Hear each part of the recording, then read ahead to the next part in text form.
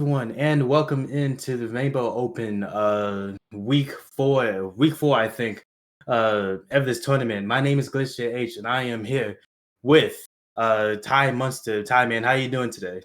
I'm doing good. I'm excited to see what should be at least a semi-decent match tonight. Haven't cast in a while, gonna have to be shaking off some rust, but it should be a good one to watch. We got a team whose only loss has been to the first-seeded team in a map 5, and a team who's had a bit of an easier road, but still has put up some very good performances, all things considered. So this Right. should be a good game between two and one teams.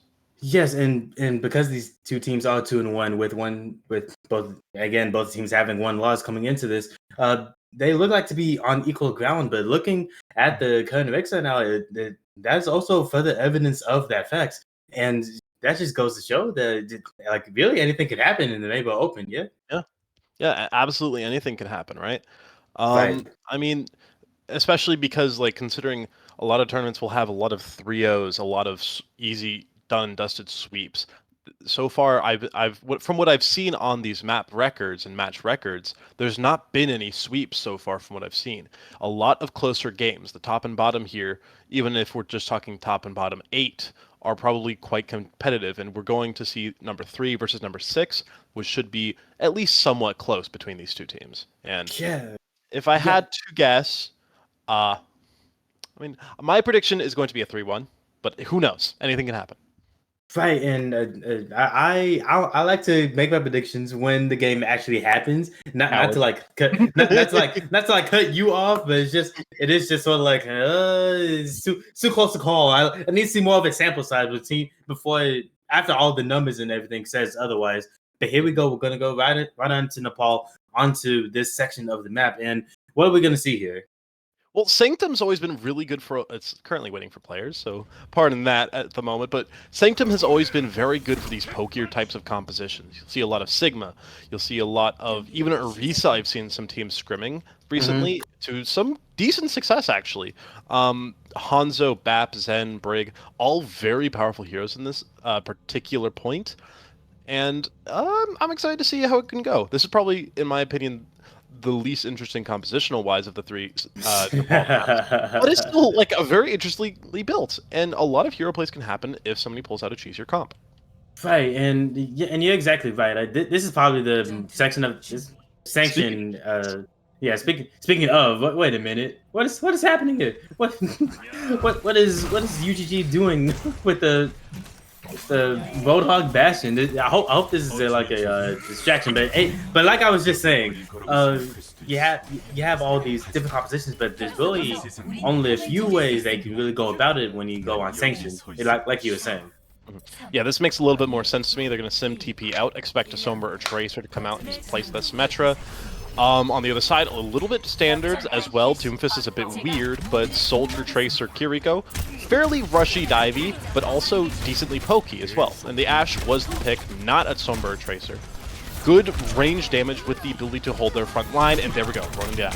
Game we're already going to go ahead and get the first kill on Savon. And starting off this whole entire match, Tetra's going to go ahead and fall right behind and get the second kill on the Euclorian. And that's made you seal this whole entire deal against this whole entire fight with the 3v5 disadvantage for Untitled Goose Gang, and not game. I don't want to get anyone filed for a cease and desist or a whatchamacallit, a copyright infringement.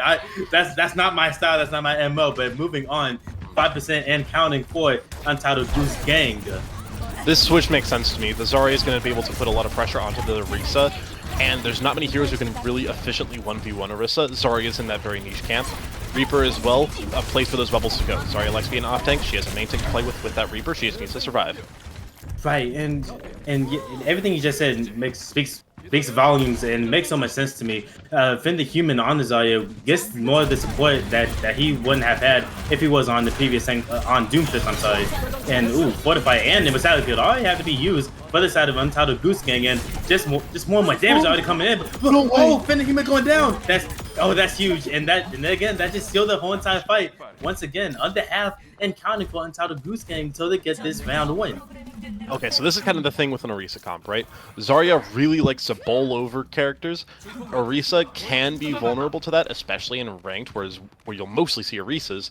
but the composition that UGG is playing is very prepared for a rush to happen onto them and can survive it. Oh, he won't need to go ahead and be careful with that. He doesn't go right back to the spawn point. But nonetheless, Donglers are just trying to see what they can do here. Just trying to see if they can maybe go at a different area. Because what they've been doing is really not working. Oh, never mind. And Matrix would go ahead and just make sure that they make their players be known and be sure. And they're just going to go ahead and push right on in. Yeah, you can't live that. Hey Bonk was getting a little bit too big for the britches and took a lot more damage than you would have expected. And now this is a good time to win that fight. You have Visor and Grab up and coming, 2 different ways to win fights in 2 very dangerous ways.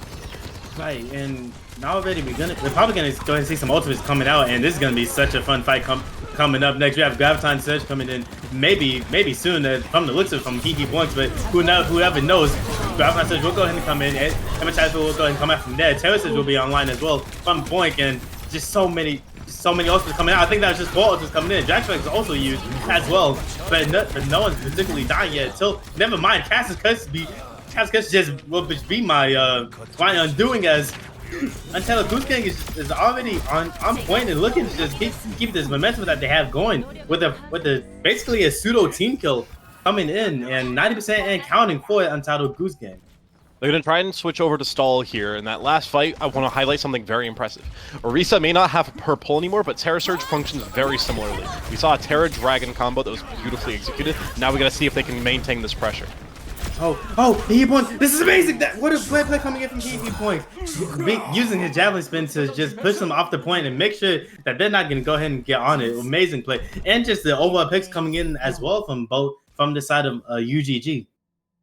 Yeah, very good. I like the tempo that UGG are forcing upon their opponents right now. I do think that they're getting a little bit too cocky about it. That's the one fight they lost was the Orisa dying because they were just sitting in front of an amplification matrix. Kind of predictable movement though, right? They knew the Orisa was just going to be sitting there, so they just plonked the window down right in front of them and took them out. So they are adapting and identifying weaknesses in the opponents. It just needs to be UGG matching back and preventing themselves from being too predictable as this match goes on. Composition's fairly standard, I'd say. It's kind of weird that UGG is not going to use this metric to just get the just get forward. I know you have the Lucio speed, but I don't know. I think I like the sim more. And as you can see, Donglers are just gonna go ahead and ride on point. I don't know when the fight, but they have the positional advantage so far. And he and Finn the Human are just having measuring contests of wills again with these 2 tanks coming in. Ooh, game wheel going down. That's what's the initial pick of this round. I charge Zarya does a lot of damage with those right clicks. It's probably about 70-80 damage with just a single right click, but this Tamaki evening things up.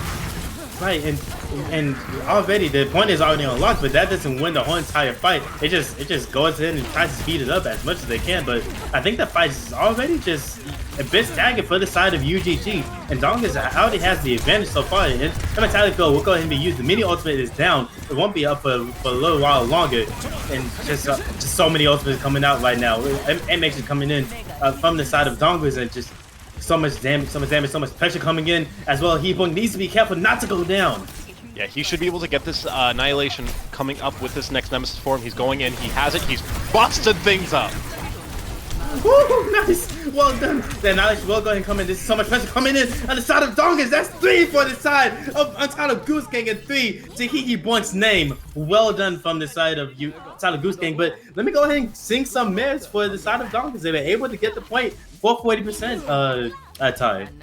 Absolutely. That's the thing that this composition is going to really ace in this map. You don't need to win a lot of fights with this comp. All you need to do is cap and force resources and live for as long as you can.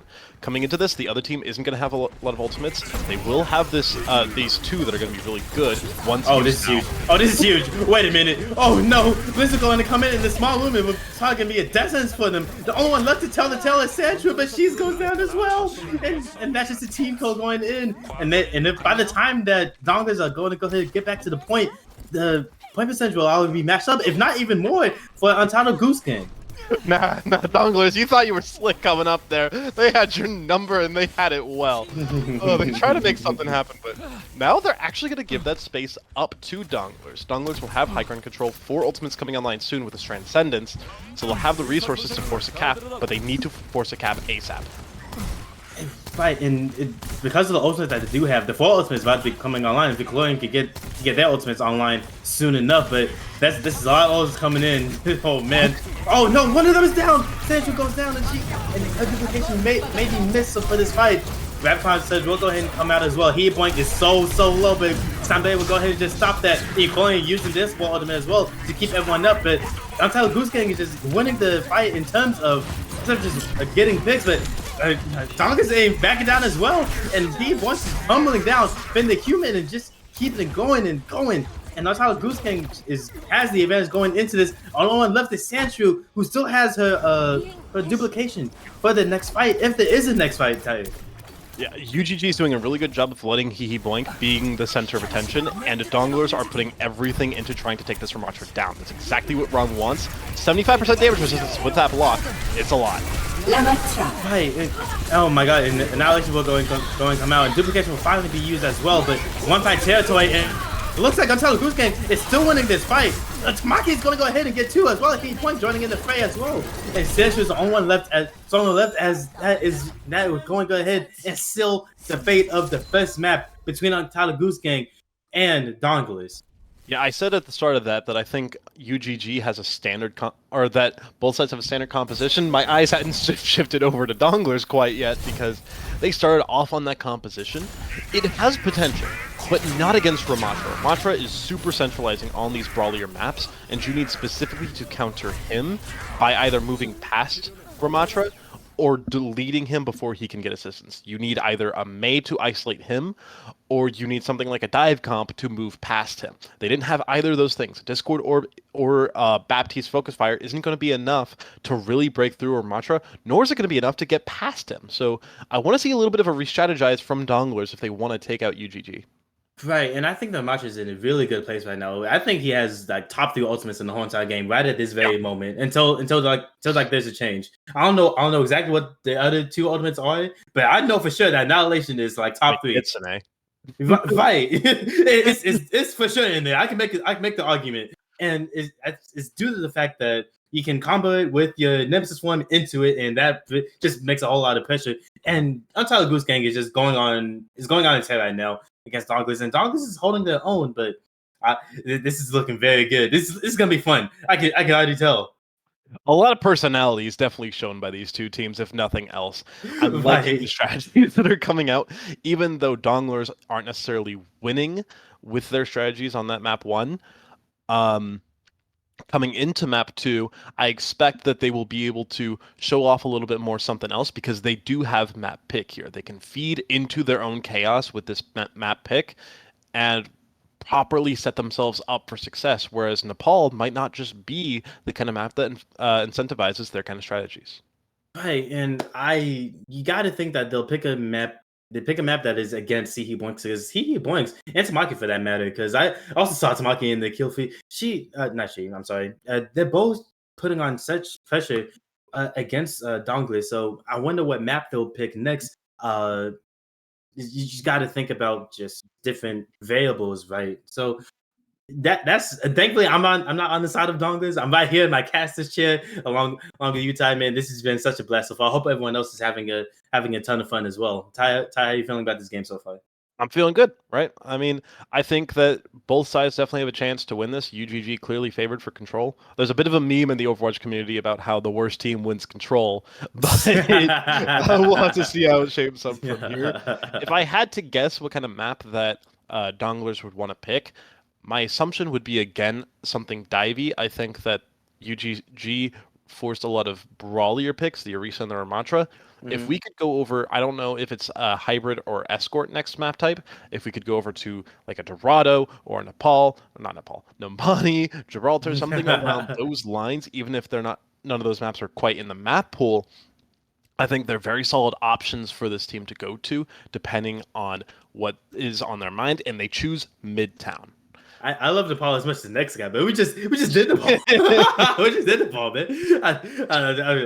Maybe like map 3 or map 4. Now I'm just messing with you. I'm just messing with you. But while we do have the time, I want to go ahead and take this time to just shout out OK2BU, the charity that this whole entire tournament is for. The winner of this tournament, well, not the whole entire winner, but we do have a donation going right ahead. It's right in the bottom. If you scroll down, you'll see the charity OK2BU is just a space for young kids that are in the LGBTQIA plus to have a safe space and just be with people that can accept. Right, and I think that's very important in this day and age because you know. There are, in some ways, society is moving further and further every single day to a perfect world. In other ways, it's stumbling and moving backwards. So one of the best things that you can do, even if you're unable to donate, is just try to be a better person yourself and try to make sure that those around you are treating everybody else with respect that they deserve. I'm not scripted. I'm just saying this from my heart. Give people the space that they deserve and that they need. Yeah, no, the last thing you want to put in front of me is a script. I ripped that apart. And today we are sponsored. No. No. Maze gonna get upset. Maze gonna get upset with me. Let us chill. All right, so the next map we're gonna go right on into is Midtown, and Midtown is gonna be a huge I think I would say it's a dive-centric map, you know? I would say so. The thing with Midtown is it's one of those maps that aren't. There's very few maps in Overwatch history which you could have ever argued are not solved within a certain amount of time, right? Overwatch 2 has been around for almost a year now, and Midtown is one of the very rare maps which feels like it hasn't really been solved. You could argue the same thing happened with Paris in Overwatch 1, but we all hate that map. And Paris, Midtown, what is that? I don't know. I never heard of it. But Midtown here in Overwatch 2 is another one of those maps where personal preference and playstyle intricacies can really bear fruit depending on how you play it out. I think dive is perfectly worthwhile. I still think that the brawlier play styles, lol. You good. But the Doomfist is definitely not something I would have assumed. I think Doomfist I wouldn't argue that Doomfist is one of the better tanks as I would have in the past, but I do think he has an interesting place in the metagame that I think it's interesting to see pulled out every once in a while. Yeah, I don't think I would go that far with Doomfist. I wouldn't go really that far. I think Doomfist is in a really finicky place where if you're not great with Doomfist, he's not the most optimal pick, and there's just better tanks to go along with. But I've seen he wants to play Doomfist, and his Doom seems to be pretty good. But I love to see what the side of Donglers is gonna just try again on this Midtown pick that they picked. You know, that makes total sense. The Brig on a backline, consistent as you could possibly ask for. Monkey and Hanzo just to search for logs, right? You don't have the best comp to try and look for those headshots into, although there's an Ana, a juicy target off in that window if you can find it. But Hanzo, Tracer, Brig, Ana, very consistent composition to play with the Monkey. Oh, He-Bung's already gonna go ahead and get slept, but thankfully he's able to punch out and just go back to his team for support. He-Bungs will probably be one of the determining factors of this whole entire composition, because if Doomfist is now able to just take up space and get picks, this whole entire composition probably crumbles. Yeah, a lot of resources being forced on both sides here. Boink is looking for some value, gonna have to punch out. Hasn't gotten a power block to full charge quite yet, so no empowered punches, no real initiation power from the Doomfist available. If he can get one of those off, that's probably going to be a fight win. It's a mini ultimate that he can charge up by taking damage instead of doing it. What a nade, though! Right, and huge anti-nade coming in from the side of Phytox, and not much really going to come out of it, but it was able to just put on pressure against Team Donglers and just stop them from just pushing in. Oh, this is gonna be a huge dive, and He-Bunk and Game Rule is just going right ahead and ruled this space already coming in. Ukloin is gonna be the only one left inside the room. The only one left for the side of Team Donglers is Finn the Human, or I should say Finn the Monkey, but just going by the name. 2 minutes 30 seconds left for Team Donglers just push onto the point, and gotta think that slow push may have had a factor into why they probably struggled that round, or maybe it just helped them just a little bit more to not, I don't know, get eliminated quicker. I'm not too sure. you have to take these slow fights. That's kind of the problem with this composition. Right. Anto wants to take slower fights. If you had a Sombra, you would absolutely be able to make some quicker initiations, because it's Sombra. She's probably the best quick initiation DPS in the game outside of Tracer. Oh, what is happening here? Yeah. I'm so sorry to interrupt you, Ty, but T-Boy just got nano, but unfortunately not much really come of it. Never mind that. Immediately start coming right on down onto Vonin, and that just probably seals the deal for the Suntide fight. As soon as the honor went down, that probably sealed the Suntide deal. Not even probably, it definitely did. Team kill coming in for the side of Untitled Goose Gang. I'm so sorry to interrupt you there, Ty, but as soon as T-Boy got nanoed, man, I wanted to see what was going on. Yeah, I was mostly done anyways. The backline got a little bit split there. It's really good target isolation from UGG onto Chlorian and Ronin, who couldn't really get back to each other in prompt timings. Now, they are going to come in with some ultimates finally. Dragon Strike Nano are the first ones online. Let's see what else they can do. And Overclock will go ahead and be not used yet, but it's online for Tamaki. And Finn the Human's gonna get ahead and get Nano Boost, and let's see what Finn the Human is able to do with that. Finn the Human will go ahead and just dive onto Phytox, but Phytox is going to get the sleep. Oh my god, what's gonna happen here? Finn the Human gets stuck and it does not go down because of the Prime Wage already on use, and Finn the Human just gets the world right now. He takes down Phytox, and just Phytox for now. And Finn the Human has to just go ahead and just get out and get out of dodge quick fast in a hurry. Tamaki go get some kills, and this fight just isn't not over yet, but it looks like it's gonna be over quick soon with 30 seconds left on the clock for Team Donglers to take the point. It's been 3.5 minutes. 3 fights have really happened so far. That would have been Donglers getting that fight win probably, but it's AZ. Got a really good boop onto the nanoed Winston as the jump went off, perfectly sending him into a lamppost, which basically won the fight for them. That will go ahead and come in from Eucorian, but unfortunately Zippy Bloom is going to go down. And that's 4/5 of the ish, 4/5 of it going down right now for Team Donglers. Tamaki going to go ahead and use an overclock to take down Ronin, and this fight is not over yet for Team Donglers. They're still in this fight. Overtime is still ticking down, but overtime is going to turn into no time so far, and unless Team Donglers go ahead and get a picks if they can, just to be cognizant of what they lost, but no competition coming in so far. It's just left to Finn the Human, who just has to jump in and out of the point. You wonder, we'll go ahead and come on in with the Frogman, but it's just not. This look is going to be happening against the squad, against Untitled Goose Gang, and Untitled Goose Gang just held them. Basically, essentially, they have 1/3 to go, but what do you do if you're on the side of Team Donglers? I do have to question, again, the composition to a small degree. I think putting Zippy Bloom onto the Sombra, like I stated prior, would probably have been the best call there. Because you didn't really have, a lot of initiation power. And if there's anything Doomfist comps really like, it's a team who doesn't have much initiation power and needs to take time to set up. So most of the time, I wouldn't opt for a full compositional alteration, but into specifically a Doomfist comp, and it's not just because Sombra hacked Doomfist lol, but just the playstyle that a Sombra Winston Tracer can really accomplish, it really hurts a Doomfist composition, and he can't really make the same kind of plays as he would to otherwise, as long as, especially, you can hack the power blocks and prevent him from getting any good power punches off. Right, and you make a very good point. I think that Sombra would probably have been good there for Team Donglers, but I think they're running with what they were most comfortable with, right? So I think when you think about all of that, and you think about the fact that I'm sorry, guys. I don't know if you guys have chat visible, but they were asking what they were running, and I'm just messing with them. They probably don't have chat online. It's winnable though. It's winnable, Frank. Right, and yeah. It's just already, I think Sombra would have been very good against them, but that's neither here nor there. They're probably just running what they're comfortable with. And speaking of being comfortable, he wasn't just being comfortable in the madness. He's getting all types of poking damage so far, but nothing really, no consequence as a part of it.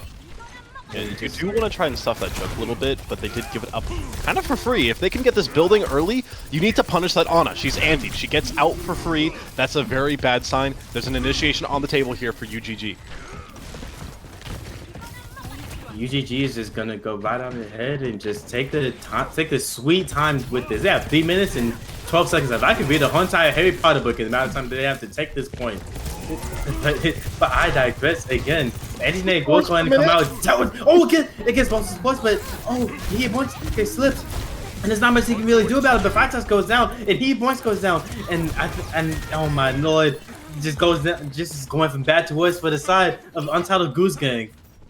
I like the Ashe a lot more. I think that if you're going to play something that's not Sombra, I think I would rather have had the Ashe even on attack, because Hanzo relies on you getting value of one-shots. Ashe relies you on getting values of just doing a lot of damage and getting 2 taps.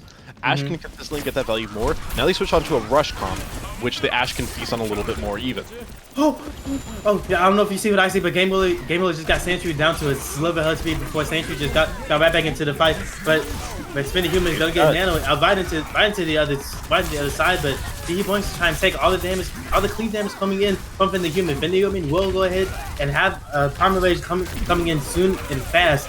Primal Rage will be online for Spinny Human, not used yet. And he's gonna go ahead and take Tamaki down and just get as much damage as he can. Fight Talk's gonna go ahead and get juggled. Immortality Field will go ahead and go down. Game will go ahead and get 2, but it doesn't look like he's gonna really need. Oh wait, what is happening? Oh, what? I just realized the percentage. There was a stick in the back onto Roni, and Zippy Blue walked into it, and they managed to prevent the cap by 0.2%. Look at that at the top. 0.2%. I see it. That's a fifth of a second. No way. That's not even a fifth of a second. That's like a 20th of a second. What is this? That's so, I haven't seen nothing like that in my life. In my years of playing Overwatch, I've never seen a percentage that close and just that small a margin against Untitled Goose Gang. They are so close to getting it. Tamaki will go and get stuck, but does not really mean much in the end. Overclock will come on. Zippy Plume's gonna go down. Be a first victim of it. I see many more to come. He won't go and get on point. Use that point to just go and get the second kill. And the kill just falling in. Domino effect coming right on in. And Ting Gons is unfortunately a victim. Map 2 goes to the way of Untitled Goose Gang. And that's why you can't give that alleyway up for free. You get a lot of sight lines. Tamaki showed especially why you can't give that alleyway up for free. They got so much damage with that overclock rail, or overclock window rather, and they were able to just pummel through anything. Zippy Bloom peaked, one-shot body shot, 260 damage. Any non-bashy and squishy in the game gets destroyed by that. And they got a second later on as well. He really got a lot of work in, and that's outside of that obvious play of the game. There were some heroics in that previous fight, but you need to take the tempo up a notch and stop them from getting through that hallway. I said before, Midtown isn't a solved map by any means, but if there's anything that's gotten close, it's that specific hallway. Hey, and if you're on Team Donglers, man, that's such like a I can't imagine the huge high and the huge low, because you're able to stop them from getting the point capture, but in the next fight they just get it anyway, because I know from experience that you're probably riding an extreme high and you just didn't know where you were standing at an exact moment in time. And you're right, losing that alleyway space, losing that alleyway presence was detrimental, and probably why they won that map. I mean, yeah, it's a very key part of the map that people don't really consider a little bit. Is very small map objectives. Even up to this level, teams can sometimes forget about that stuff. Like you said, when you're riding that high of winning a really good fight, you can tend to lose yourself a little bit. But if I'm not mistaken, I think we're going on a little bit of a 5-minute break. We are, and which leads me right into my fight. Which leads right into we'll be right back with a 5-minute break. We'll hope to see you back, and don't miss this amazing game.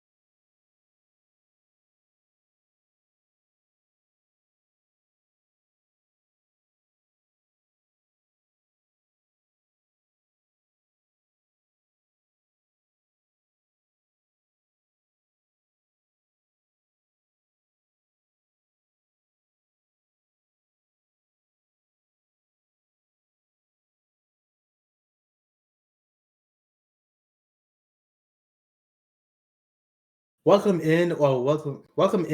back to the Rainbow Open between Untitled Goose Gang and Team Donglers. If you're just now tuning in, you've been missing some great action between these two teams. Both teams are putting in their best foot forward on the past two maps. Wouldn't you say so, Ty? Absolutely. I think UGG has really come out swinging tonight.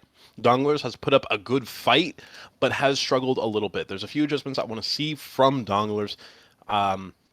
I want them to recognize their map objectives a little bit better and where they need to be fighting some of these times. But I think they've been putting up a really good fight. And given this halftime, if they use it correctly, I do think they still have a very good chance of winning, especially given this next map, Shambali Monastery.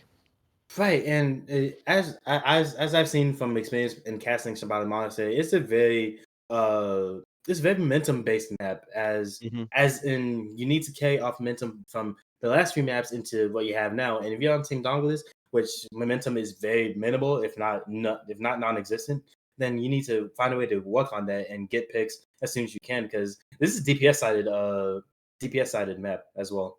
Absolutely. Yep. I do think that there's a little bit of the other roles which definitely have a very specific influence. For example, flex support just being flex support, right? With the state that it is in balance, I do think that it's definitely the next most impactful role outside of DPS, depending on the compositions that they're playing.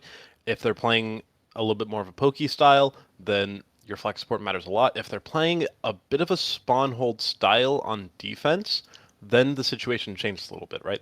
We've seen a lot of teams in a lot of different places running a lot of the spawn camp strategy on Shambali Monastery in particular. It's a very good wall to hold. If you do it right, you can easily take off a minute and a half, even 2 minutes, which you're never guaranteed in these fights. You never know when they could just come out on a Widowmaker and just one-shot somebody. So taking off an extra minute, minute and a half, 2 minutes at the start of every single map for the cost of some ult charge to the enemy team and a payload positioned in the best hold for you to hold first is usually a good idea. It's why spawn holds on maps like Dorado, for example, used to be so popular. And coming into this, we're going to need to see one of these teams is probably going to opt for it, right? Teams always like to opt for the spawn camp strategy. Who is going to do it first? You know, there could be a good chance that neither of these teams do it. I mean, there's a chance. I mean, yeah. I got you. But if I had to bet, see from what we've seen so far and who's been more of the aggressor between the two teams, I think Untitled Goose Gang is more likely to do it. I think that neither of these teams are going to do it. Me personally, I don't think anyone's really going to take the chance to spawn camp against these two. Against either of these teams, really. But that's just me. I've been wrong all the time. I guess you should see me with my composition picks. For it. You should be getting my composition picks, man. I mean, I'm assuming this is what they're going for because you don't tend to see a May on Shambali without it being a spawn camp. So probably going to be UGG, at least considering it. No, they're going to be playing for the high ground. That's a bit interesting. You don't usually see this composition going for not a spawn camp because this high ground is very, very assailable if the defending team decides, or the attacking team rather, decides to go for something a little bit easier. Easier to assault that high ground with, and because the attacking team has a spawn door right there, they can adjust very quickly to something a little bit cheesier like this. And the spawn camp will not be used for the side of Untitled Goose Gang, but from the conversations that they have, the pressure is going to be amounted the same as a spawn camp, going right on the head and just slow pitch from the side of Team Donglers, and probably a huge out coming in from Finn the Human. If I had to bet, I mean Finn the Human just dead. Goodbye, Finn the Human. Finn is the ghoul now. He has been put into his grave. He has been revoked of all earthly possessions. Goodbye. Oh, welcome back. He's alive again. Never mind. I thought Finn was gonna be a participant in a huge dive. Never mind.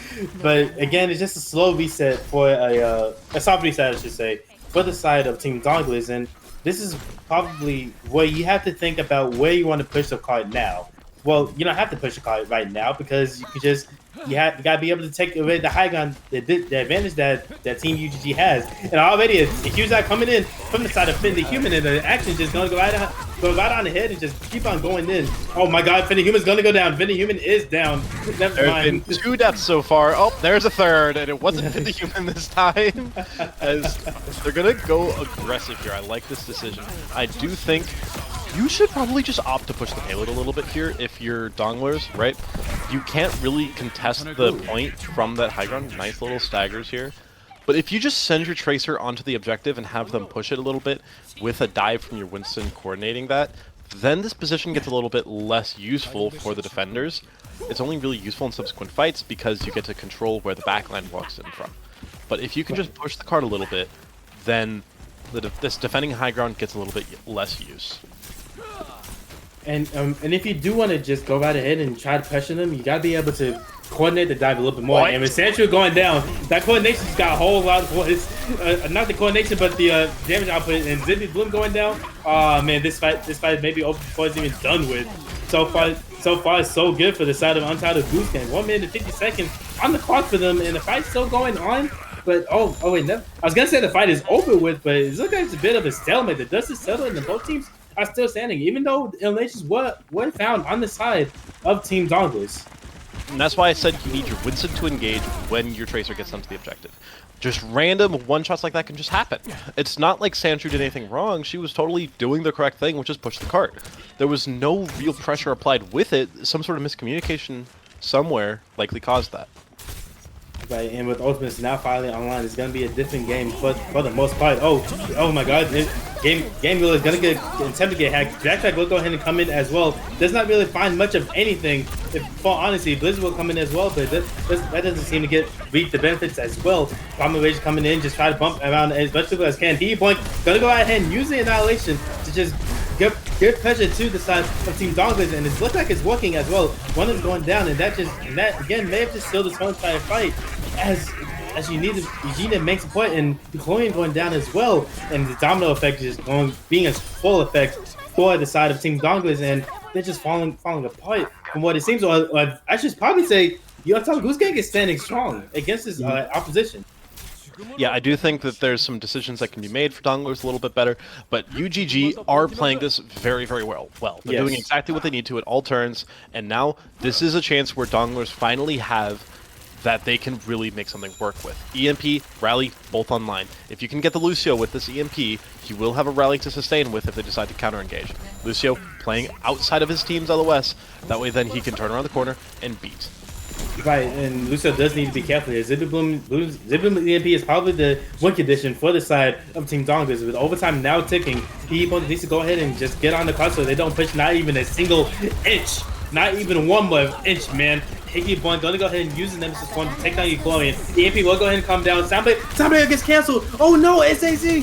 That was not the right move from SAC. And that Pankoi, at least I thought they will be. But Higgy Boink and the rest of Untitled Goose Gang is standing firm and standing strong. Higgy Boink and Tamaki just cleared house. What is this?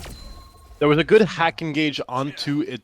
It's a Z, but they couldn't convert from it. It was a little unfortunate, and then they EMP'd at a time and place where there was no real follow-up. Granted, there wasn't a lot of targets hit by the EMP, so again, it's looking like a little bit of miscommunication errors for Donglers more than anything else if I had to pin it on something. But again, Untitled Goose Gang, man, they played that incredibly. Yes, it's easy to hold first point of Shambhali Monastery, but it didn't even get around that second corner. They played very, very well. They stood their ground super well, and they didn't let the point get past where that high ground's useful that much. And even when it did, they had a really nice B engage, which you said it was canceled, but they actually got it off just in time to make sure that Hee Boink and Tamaki could be beefed up a little bit and waltz down the objective. Now it looks like we might be seeing a spawn camp strat come through. This is a very spawn campy composition, and I think they're going for it. Okay, so not only was I wrong about who was most likely going to do the spawn camp, but I initially said that it's probably not going to happen. And would you look at that? It's happening, and it's the wrong team. Well, look at me go, ladies and gentlemen. I don't think I know what I'm talking. I mean, hey, I got it wrong that they were playing the spawn camp comp, but they didn't spawn camp, so it's a 1-for-1 trade. Hey yo, let's go. All right, so here we go, and we move on into what could be the final map between these two teams. Oh no, the spawn camp will go ahead and go into full effect, but they need to play the spawn camp exactly correctly so that they're able to use the numbers that they have as efficiently as they possibly can. I like this counter pick. They immediately see this is why the defending with spawn camp can be risky. They get the instant counter pick, and there goes Ronin, instant value. Oh my! Tamaki's going ham. Tamaki and Game Boy are just gonna go ahead and just put the boots onto Team Donglers, and they're just gonna go ahead and push this payload right to where it needs to be, and it does not need to go very far, not far whatsoever. They don't even need to win one more fight. If they can stand by with just preventing them from touching with the javelin spin, or just kill the Sombra, that might give them the map.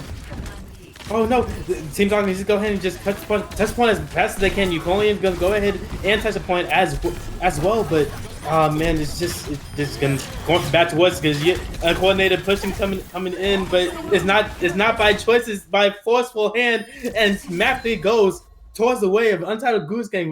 We just saw a 3-0 sweep coming in, and that was a very fun game between both sides. Yeah, I really want to give credit to UGG there.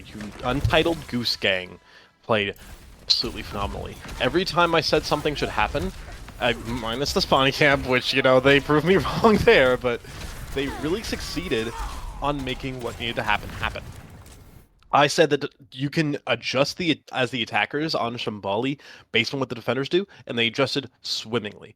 On the control, they turned around fights that they shouldn't have been able to because of their tempo usage. UGG played that as well as I think you could have hoped for if you are a fan of either of these teams, or really mostly a fan of UGG or the tournament system as a whole. I think they did that as well as they could have. Right, and speaking from the point of view of Team Donglers, I think that you got to consider a composition switch. After the second dive attempt failed, I would consider just switching the whole entire thing. To what? I don't know, but it's something different at the very least. I think you would agree with me on that. Like, I think yeah. On attack or defense on attack for Team Donglers. I don't even necessarily think you need to switch up anything on attack. Like, I don't think the hero picks were the problem. I've said before, I'll say it again. The Sombra, Tracer, Winston comp is theoretically the best kind of dive comp to utilize. The problem was just a couple of small little miscommunication errors, which, if Donglers can fix those up, tidy those up, I think that going into the future, they can look like a much scarier team. They did struggle a little bit here, but I do think that they have a lot of space to work with and a lot of room to grow. They have the most room to grow that we saw tonight. And it's not just because UGG looked fantastic. It's because they have shining bright moments with a few issues that I think hammering them home, this team will look a lot better. And I think that I hear everything you just said. I think that the main thing I really liked about Team Donglers was the Midtown getting the point percentage to just like 0.2 difference between the two sides. I thought that was a very, very well done play. And like you said, they have room to grow. And the main thing I love when it comes to open division is growth. Yeah. And you hit the point right on the nail right on the head. That is the right way to say it. And yeah, I think you're very right. And again, congratulations to Team Untitled Goose Gang, and good luck to Team Donglers. But unfortunately, that would be us. That would be it for us until next time. Well, you'll see me in about an hour's time. But Ty, it was fantastic casting. Great casting with you as well. And we're hoping to see you guys again later. We do have another game coming out at the top of the hour at 10 o'clock Eastern time. We hope to see you there. See you then. Bye bye.